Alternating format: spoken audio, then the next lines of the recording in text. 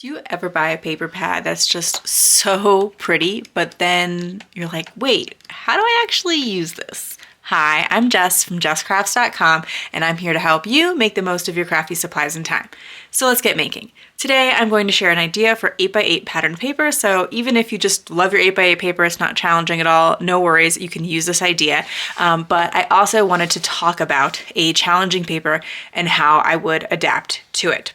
So I have this Mintay Papers Wildwood Secrets. This paper pad is gorgeous, and something that I like about Mintay Papers is they include some printed elements on the front and back cover. Now the back cover I've already cut apart, and so I do have some fussy cut elements to use, but that makes it so that you kind of have built-in embellishments. And I believe the back and front were the same, so this was printed on both the back and front cover. And some of the papers in this particular set of pattern paper are kind of challenging because they're like really big, beautiful, elaborate designs like this one, and also like this one, which I am going to use today.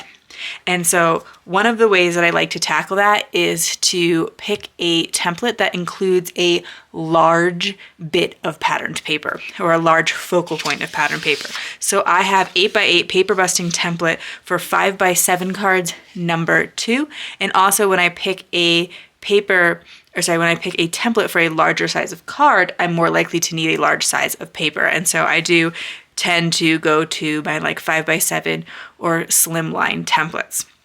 And so you can get this in a pack in the Etsy shop, but I'll be really clear with the measurements. They're pretty simple today. And I have started thinking about some of the embellishments that I will use to help me today. So let's take a look at the paper and the measurements. When using tools like paper trimmers, please follow all manufacturer safety instructions.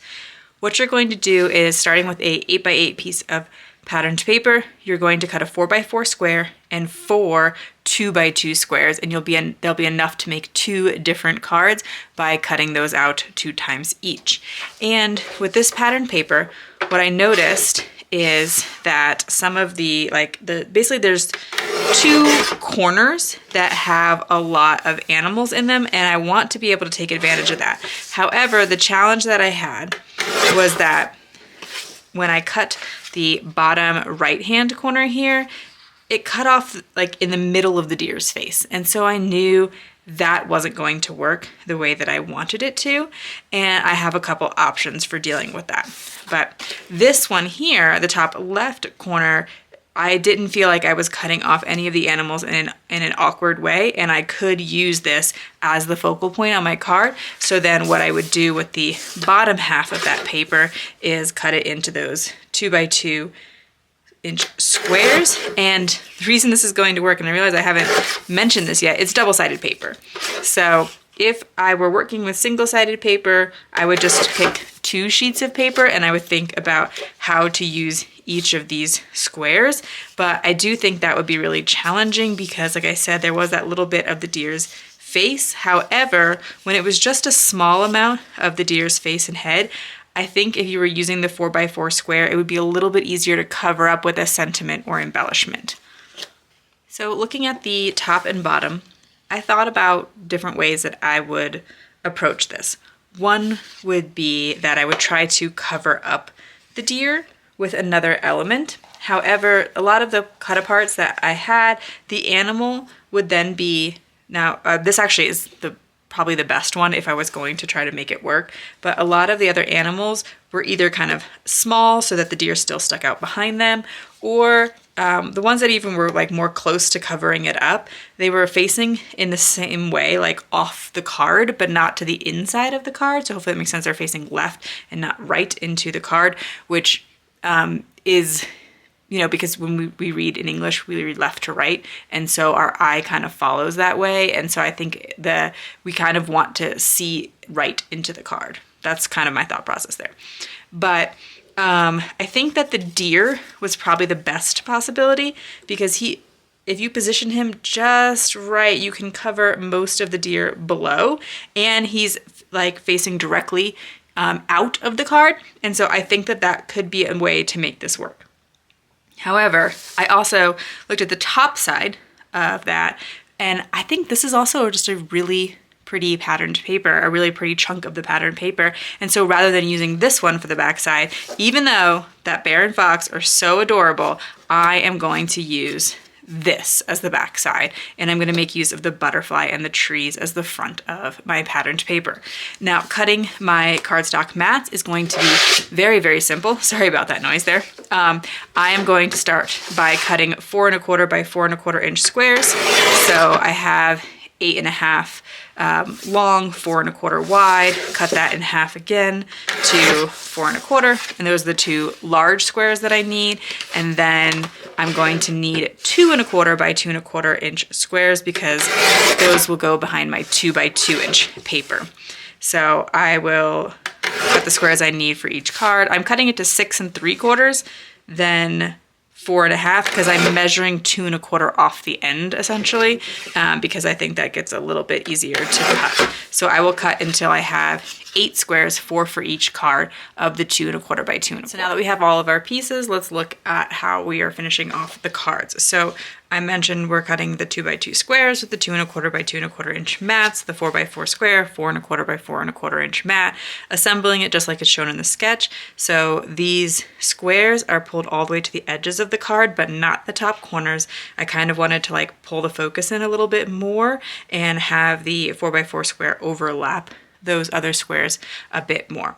So another thing that I also decided to do, a little like tips and tricks, I wanted some ovals with some stitched detail, so that's a die, and I cut those out of the center of my 4 1/4 by 4 1/4 inch piece before taping down my patterned paper, just so that I was using the cardstock in an economical way. I also used some of my scraps of cardstock to prop up the center here. I think it would have stuck just fine, but I probably would have skipped adhesive in the center.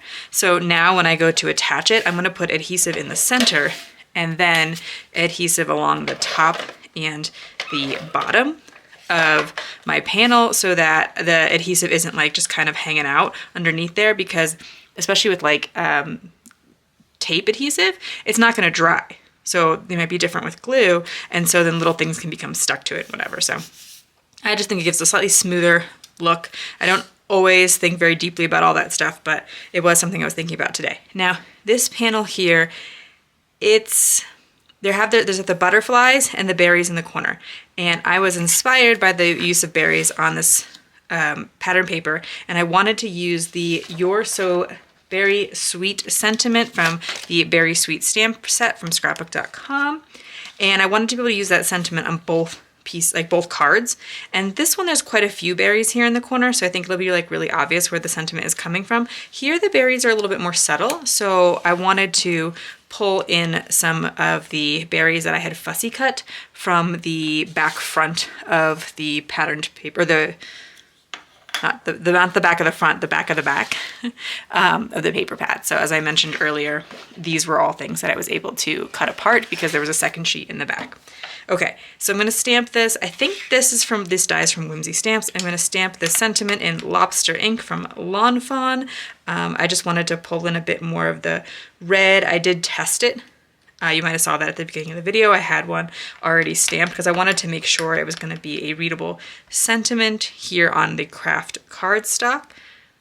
And then I am ready to think about how I want to arrange this on the cards. So this one, I think I'll just put it here in the bottom left-hand corner, maybe hanging off a little bit, maybe I'll trim that, but I don't want to cover up any of the animals, so I'm going to be sure it's underneath the butterfly. And then here, I think it would go a little better in the top left, but like I mentioned, I want to incorporate a little bit more of the strawberries.